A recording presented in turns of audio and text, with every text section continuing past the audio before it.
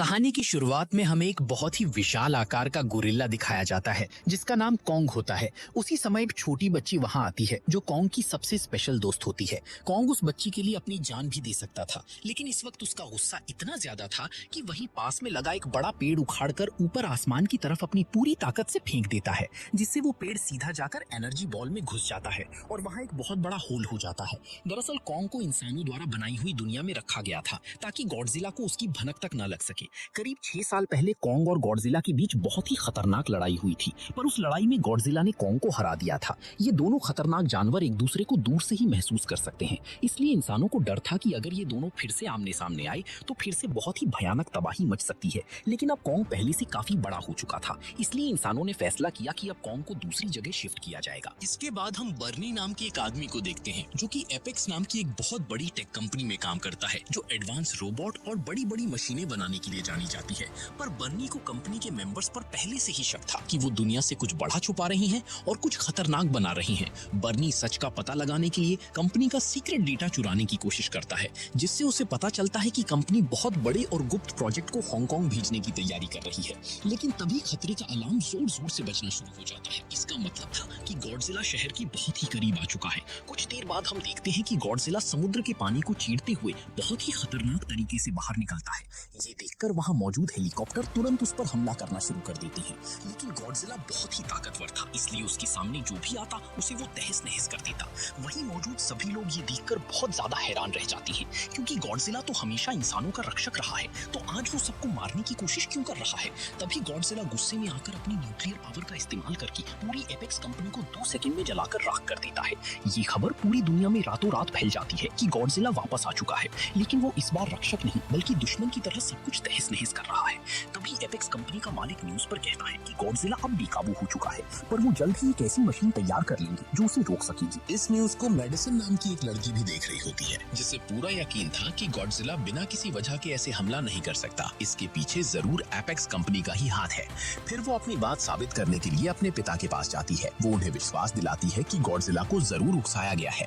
इस पर उसके पिता उसकी बात जरा सी भी नहीं मानते, साथ ही कहते हैं कि ये टाइटन्स भी इंसानों की तरह ही होते हैं, जिनका दिमाग कभी भी खराब हो सकता है और अब गॉडजिला हीरो नहीं बल्कि विलन बन चुका है।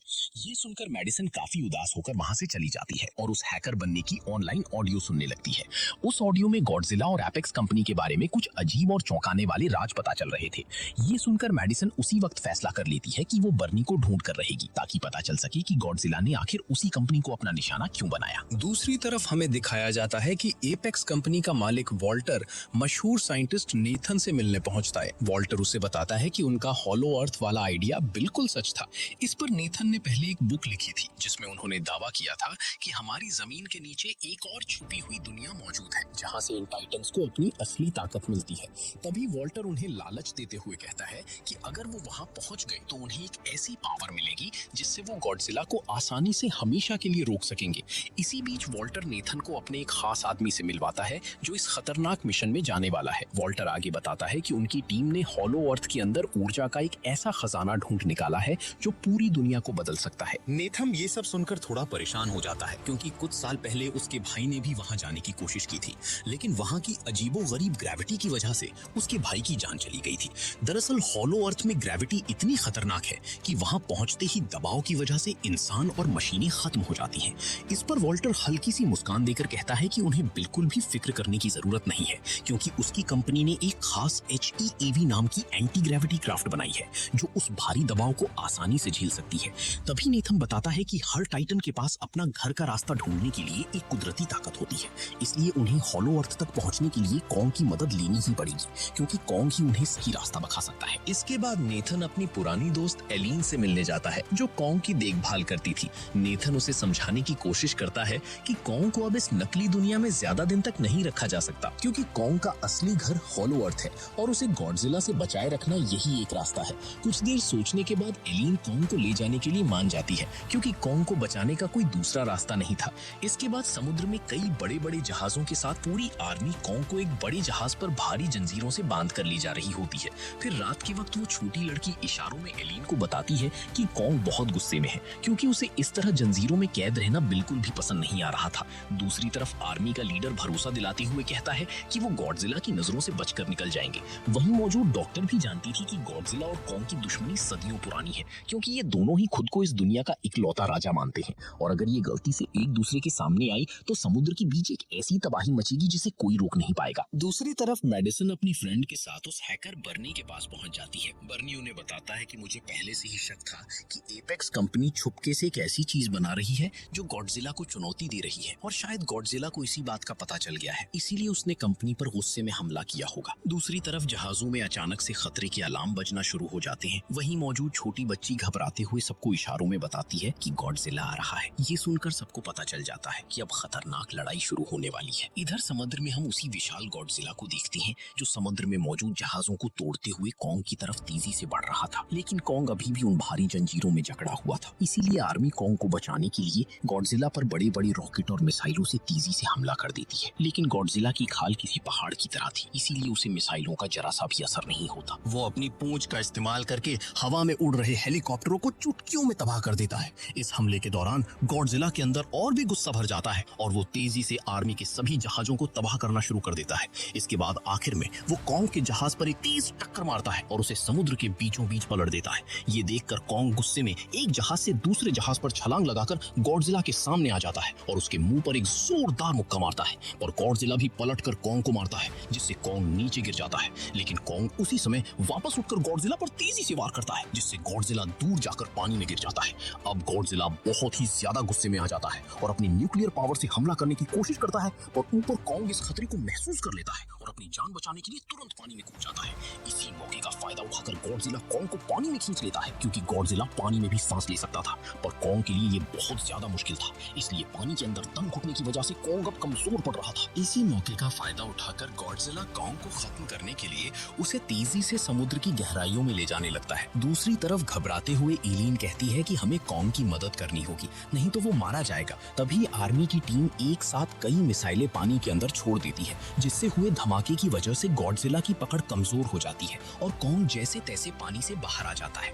इसी बीच नेथन समझदारी से काम लेता है और ऑर्डर देता है कि सभी जहाजों के सारे इंजन और मशीनें तुरंत बंद कर दी जाए। वे चाहते थे कि गॉडजिला को ऐसा लगे कि यहाँ मौजूद सब लोग मर चुके हैं और उसकी जीत हो चुकी हो। अब जैसे ही सब कुछ बंद किया जाता है तो गॉडजिला गुस्से में कॉन्ग की तरफ देखता है और उसे मरा हुआ समझकर वहां से चला जाता है। इधर एलिन को डर था कि अगर जहाज को चलाया तो गॉडजिला वापस लौट आएगा। इस पर नेथन कहता है कि हम अब समुद्र के रास्ते नहीं बल्कि कॉन्ग को ऊपर हेलीकॉप्टर की मदद से ले जाएंगे। दूसरी तरफ मेडिसन अपने दोस्तों के साथ चुपके से एपेक्स कंपनी के हेडक्वार्टर में घुस जाते हैं।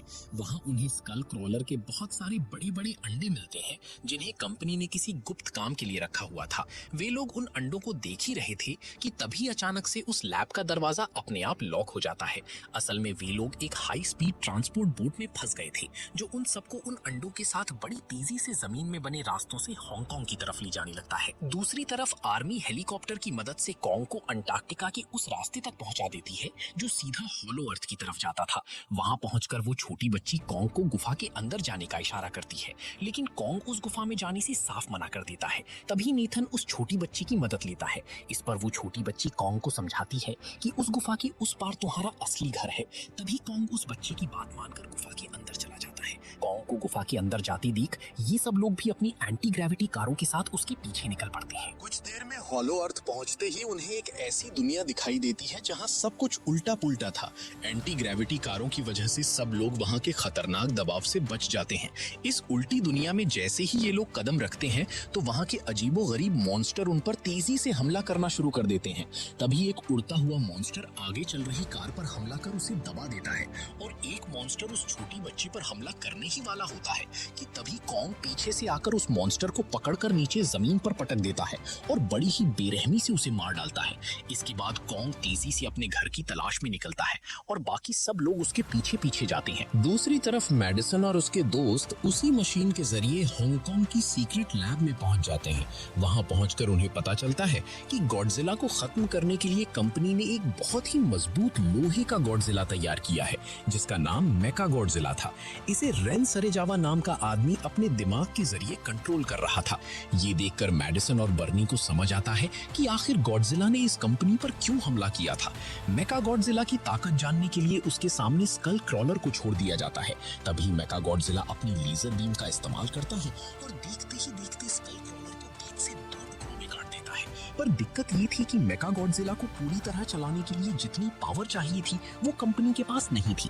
वो खास पावर हॉलो अर्थ में ही मिल सकती थी। इसीलिए कंपनी का मालिक उस एनर्जी को ढूंढ रहा था ताकि वो मेका गॉडजिला को हमेशा के लिए जिंदा कर सके। जैसे ही मेका गॉडजिला को थोड़ी देर टेस्ट किया जाता है तो गॉडजिला को उसकी भनक लग जाती है। वो पूरी तरह समझ जाता है कि उसे कोई चुनौती दे रहा है और वो फौरन हांगकांग की तरफ तेजी से बढ़ने लगता है। दूसरी तरफ हॉलो अर्थ की दुनिया मानो किसी सपने जैसी खूबसूरत थी। वहां की असली एनर्जी एक विशाल पहाड़ के अंदर छुपी हुई थी। उसी समय कॉन्ग उस पहाड़ के पास आ जाता है। तभी वो उस पहाड़ का बहुत ही बड़ा दरवाजा खोलता है। अंदर जाते ही कॉन्ग को एक हथियार मिलता है, यानी एक कुल्हाड़ी। और ये कोई मामूली कुल्हाड़ी नहीं थी, बल्कि इसे गॉडजिला जैसे ही टाइटन की पीठ के कांटे से बनाया गया था।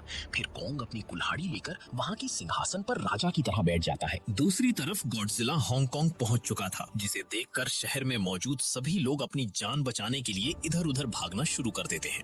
इधर कॉन्ग को वही जादुई एनर्जी मिल जाती है। जैसे ही वो अपनी कुल्हाड़ी को उस एनर्जी पर रखता है तो उसकी कुल्हाड़ी देखते ही देखते नीली रोशनी में बदलना शुरू हो जाती है और पहले से कई ज्यादा शक्तिशाली हो जाती है। उधर गॉडजिला को नीचे जमीन में कुछ अजीब सी हलचल महसूस होती है। तभी वो गुस्से में अपनी न्यूक्लियर पावर सीधे जमीन पर मारता है, जो धरती को चीरती हुई हजारों मील नीचे सीधे कॉन्ग के पास पहुंच जाती है। वहीं मौजूद कंपनी की मालकिन माया, जो इन लोगों के साथ हॉलो अर्थ आई थी, चालाकी से उस पावरफुल एनर्जी का डेटा अपनी कंपनी को भेज देती है ताकि मेगा गॉडजिला को गॉडजिला से ज्यादा ताकतवर बनाया जा सके। तभी एलिन उसे ऐसा करने से मना करती है, लेकिन वो किसी की भी जरा सी बात नहीं सुनती। इसी बीच गॉडजिला की न्यूक्लियर पावर वहां तक पहुंच जाती है और सब कुछ तहस नहस होना शुरू हो जाता है। तभी माया वहां से भागने की कोशिश करती है, पर कॉन्ग उसे भागते हुए देख लेता है और उसकी कार को अपने हाथों से पकड़कर ब्लास्ट कर देता है। फिर कॉन्ग अपनी जादुई कुल्हाड़ी उठाता है और गॉडजिला से लड़ने के लिए उसी रास्ते से छलांग मारते हुए सीधे हांगकांग की धरती पर पहुंच जाता है, जहां गॉडजिला उसका बेसब्री से इंतजार कर रहा था। कॉन्ग गुस्से में अपनी कुल्हाड़ी से गॉडजिला पर एक जोरदार वार करता है, जिससे गॉडजिला जख्मी हो जाता है। फिर गॉडजिला गुस्से में बार बार अपनी न्यूक्लियर पावर से हमला करने की कोशिश करता है, लेकिन कॉन्ग अपनी चालाकी से हर बार बच निकलता है। दोनों के बीच बहुत ही खतरनाक लड़ाई शुरू हो जाती है, पर आखिर में गॉडजिला कॉन्ग पर भारी पड़ने लगता है। वो कॉन्ग को बुरी तरह घायल करके जमीन पर गिरा देता है, उसकी छाती पर पैर रख देता है और उसके मुंह के सामने एक जोरदार दहाड़ मारकर वहां से जाने लगता है। दूसरी तरफ कंपनी के मालिक को वो एनर्जी मिल चुकी थी जिसका उसे बेसब्री से इंतजार था।